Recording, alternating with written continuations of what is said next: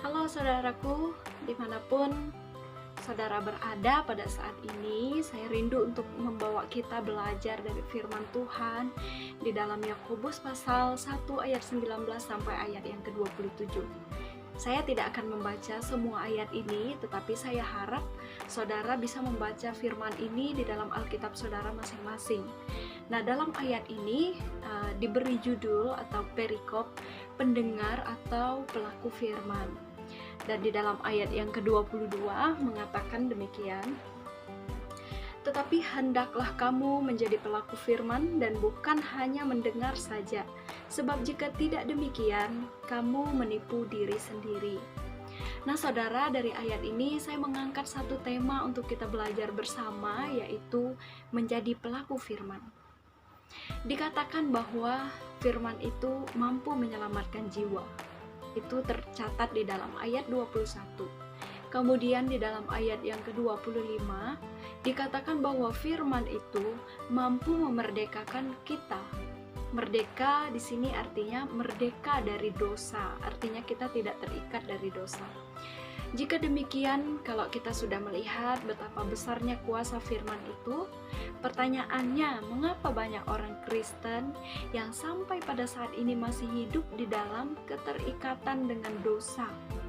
Padahal setiap hari Minggu dengar firman, setiap hari mungkin belajar firman, mungkin juga mendengarkan khotbah dari video, YouTube, dari manapun. Tetapi kehidupannya tetap terikat dalam dosa. Atau mungkin bahkan seorang yang memberita firman pun, ya, dia adalah pengajar firman, tetapi dirinya sendiri terikat di dalam dosa. Mengapa bisa seperti itu? Jawabannya adalah satu, saudaraku. Ternyata kita tidak akan mungkin bisa merdeka kalau kita belum menjadi pelaku firman. Mungkin selama ini kita hanya menjadi pendengar saja, atau kita hanya menjadi penyampai firman saja. Tetapi nyatanya ternyata kita belum hidup di dalam kebenaran itu. Kita belum menjadi pelakunya. Makanya kita belum hidup di dalam kemerdekaan. Oleh karena itu, Bapak Ibu Saudara, dalam kehidupan ini kita tidak bisa dikatakan orang merdeka kalau hari-hari kita belum menjadi pelaku firman. Karena nyata di dalam firman Tuhan mengatakan, kalau kita menjadi pelakunya, barulah kita akan dimerdekakan. Tetapi kalau kita hanya menjadi pendengar, tentu itu tidak akan menjadi sesuatu yang dapat memerdekakan kita. Kita diajarkan untuk mengampuni, tetapi kita sulit mengampuni, karena kita punya alasan. Saya berhak kok untuk membenci, saya berhak kok untuk tidak mengampuni dia, karena dia sudah melakukan hal yang tidak baik kepada saya. Oke, kita memang berhak untuk tidak mengampuni orang itu. Karena apa? Karena dia memang berbuat hal yang salah kepada kita. Tetapi di dalam Tuhan tidak ada. Kita sama sekali tidak punya hak. Kita tidak punya hak apapun untuk membenci orang, untuk tidak mengampuni orang lain. Karena pembalasan, karena penghakiman itu adalah milik Tuhan. Jadi hanya Tuhan saja yang berhak untuk menghakimi orang itu atau memberikan hukuman kepada orang itu. Tugas kita adalah melakukan firman. Sebab yang Tuhan nilai dalam hidup kita ini bukan apa yang orang lain perbuat kepada kita, tetapi apa yang kita perbuat kepada orang lain. Itulah yang Tuhan nilai, dan itulah wujud cinta kita kepada Tuhan. Ya, kalau kita hanya terfokus membalas orang lain sesuai dengan apa yang orang perbuat kepada kita, maka hidup kita tidak akan pernah bertumbuh di dalam Tuhan, sebab kita masih terikat di dalam kehidupan dosa. Kita tidak berbeda dari anak-anak dunia yang tidak mengenal kebenaran.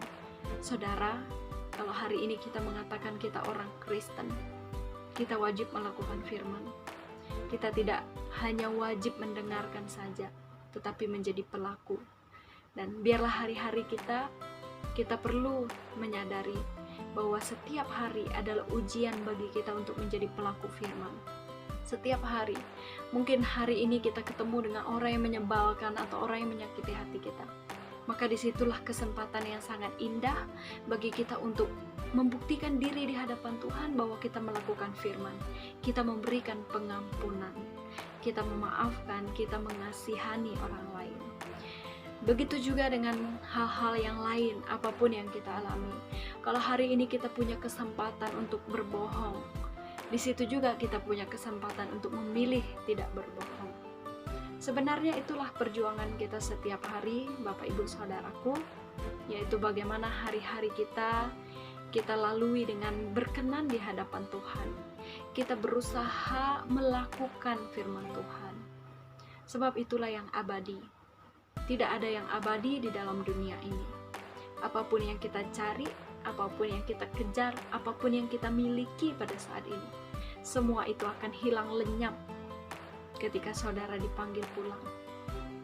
Tetapi melakukan firman, menyelamatkan diri saudara sampai kekekalan.